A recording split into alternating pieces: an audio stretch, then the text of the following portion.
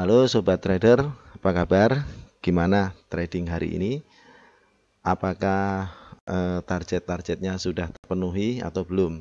Nah, kalau belum memang kita harus bersabar lagi terhadap market. Memang kadang-kala market memang ya kadang-kadang ya mencela-mencele, nggak konsisten, kadang random lah intinya seperti itu. Sehingga mungkin target kita belum tercapai untuk minggu ini, tapi saya yakin Sobat Trader akan mencapai targetnya di minggu-minggu yang akan datang.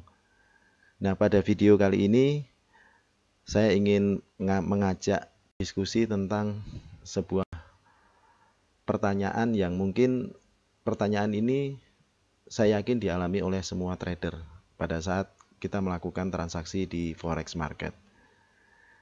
Jadi judul diskusi kali ini adalah memilih support yang mana. Nah, pada saat kita trading, kadangkala kita berada di antara dua pilihan. Yang dimaksud dua pilihan ini adalah pada saat market itu melakukan koreksi dan kita sebagai seorang trader yang follow trend setelah koreksi, itu kita dihadapkan pada beberapa pertanyaan. Apakah harga setelah koreksi akan melanjutkan tren setelah melakukan testing support 1 atau resisten 1, atau mungkin melakukan tes di support 2 atau resisten 2. Nah, simulasinya seperti ini. Pada saat menyentuh support 1, mungkin alternatifnya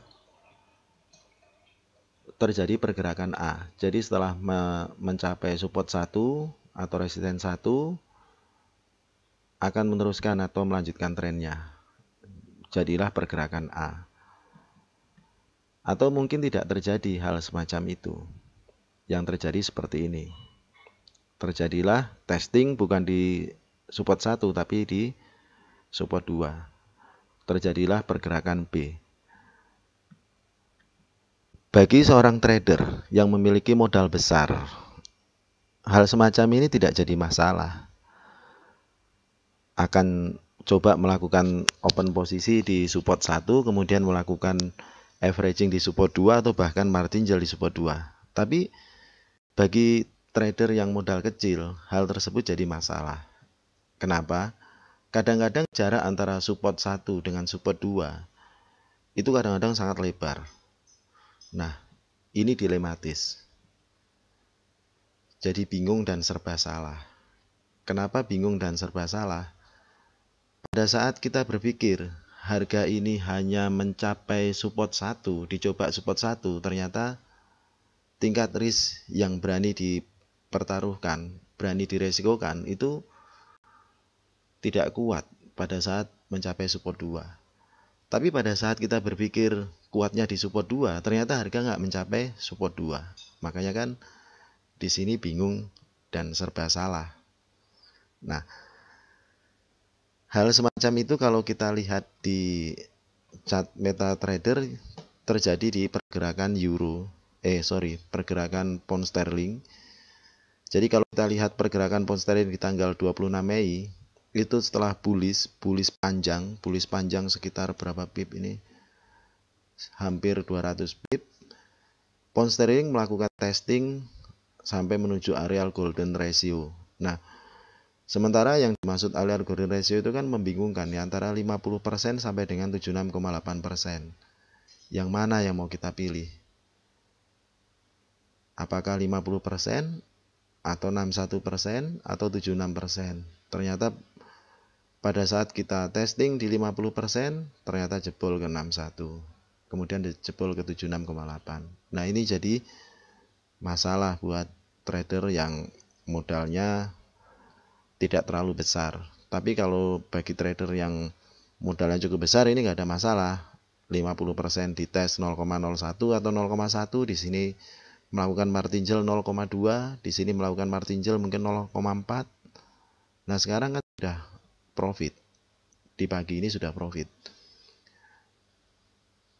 Nah, kebetulan saya ini bukan seorang trader yang modalnya besar. modal saya juga cukup kecil.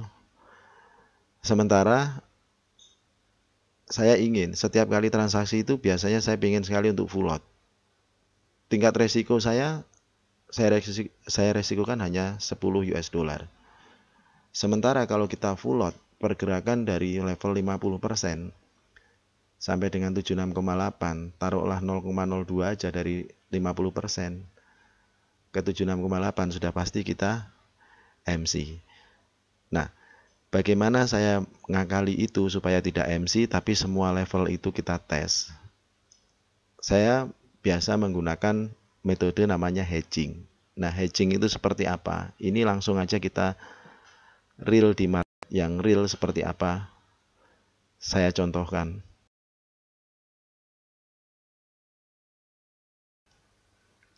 Nah, ini kita lihat kalau di garis merah yang atas, kemudian ada garis merah yang bawah. Ini sebenarnya sama aja antara Fibonacci retracement. Kalau yang tampil di sini kebetulan saya pakai Fibonacci channel. Jadi kalau kita lihat di situ yang merah yang atas itu adalah level 50%. Nah, sekarang kita lihat pergerakannya sekarang baru di level 61,8. Nah, yang saya lakukan pada saat break di 50% atau garis merah yang di atas yang saya lingkari, itu saya karena tingkat risiko saya hanya 50%, saya langsung melakukan hedging. Yang pertama, hedging tidak terlalu full lot sambil melihat situasi dan kondisi kira-kira nanti pada saat tutup candle akan break atau mungkin berbalik lagi. Nah, di sini saya contohkan saya melakukan hedging secara full, jadi di atas itu 0,03, di bawah juga langsung saya hantam 0,03 sell. Kita perhatikan pergerakannya seperti apa. Nah, intinya seperti itu. Sambil kita nunggu mungkin videonya bisa langsung kita percepat, hasilnya seperti apa akhirnya. Nah, ini posisinya hedging, jadi di atas itu ada buy 0,01, ada 3 posisi. Sementara kondisinya ternyata memang nggak memungkinkan. Nah, ini saya coba untuk sell, tapi ternyata setelah saya lihat, saya perhatikan videonya, pada saat sellnya itu sudah menyentuh garis merah yang di bawah. Nah, garis merah yang ini, itu sellnya plus, saya close, tapi pada saat proses closingnya ternyata nggak kerekam. Jadi intinya di video yang tampil di depan ini, proses saya hedging itu sudah saya lepas. Nah, yang tampil di layar ini adalah hasil dari hedging yang sudah kita lepas. Itu ada 3 posisi. 3 posisi profitnya kurang lebih sekitar 4 sampai dengan 5 dolar. Nah, lumayan. Kita pada saat buy dan sell, sellnya kita copot, profit sekitar 4 sampai 5 dolar. Pada saat kita copot, trennya yang diharapkan adalah melanjutkan tren yang kemarin, sehingga setelah melakukan testing di level ini, tren akan bergerak naik. Pada saat dilepas, buy yang kelihatan masih besar negatifnya, karena harganya melanjutkan tren yang kemarin akan bergerak naik. Lama-lama buy yang banyak negatifnya akan mengecil negatifnya atau bahkan mungkin menjadi plus. Nah, tujuannya seperti itu. Jadi kita lakukan hedging untuk melindungi supaya kita tidak loss atau tidak negatif dalam jumlah yang besar dengan cara hedging. Ya, ini adalah hasil di pagi hari. Jadi pagi ini jam 7.31 waktu Indonesia Barat, terlihat bahwasannya market GBP USD setelah melakukan testing ratio sudah berusaha untuk melanjutkan tren di tanggal 26 Mei. Nah, kalau kita lihat di sini, apa yang sudah dilakukan dengan cara menghedging posisi pada saat beberapa level tembus itu sudah tepat, karena pada saat kita closing hedging kita yang sell di support bawahnya lagi kita close dan kita biarkan buy-nya itu negatif dengan harapan market akan melanjutkan tren di hari sebelumnya, akhirnya buy-nya menjadi positif. Nah, inilah yang kita harapkan dari kita melakukan pelepasan hedging. Jadi hedging itu memperpendek resiko. Kemudian pada saat hedging kita lepaskan di suatu support yang kuat, kita tinggal teruskan. Kita tinggal tunggu, kita tinggal set and forget. Jadi pada saat posisi seperti ini, orientasi kita selanjutnya adalah orientasi target. Jadi pada trade kali ini memang ya sudah, kita sudah tidak berpikir harga mau kemana lagi. Yang penting posisi seperti yang sudah saya kemukakan di video-video sebelumnya, orientasinya adalah kita antara resiko dan kemenangan harus minimal 1:1. Syukur-syukur bisa 1:2 atau 1:3. Artinya di awal sebelum saya melakukan open posisi di titik ini, saya sudah men-set bahwasannya resiko saya adalah $10. Paling tidak pada saat buy ini sudah dieksekusi, ini ada dua posisi, totalnya 0,02 lot, 0,01-nya ada 2, minimal saya akan menutup transaksi ini di profit $10 sesuai dengan resiko.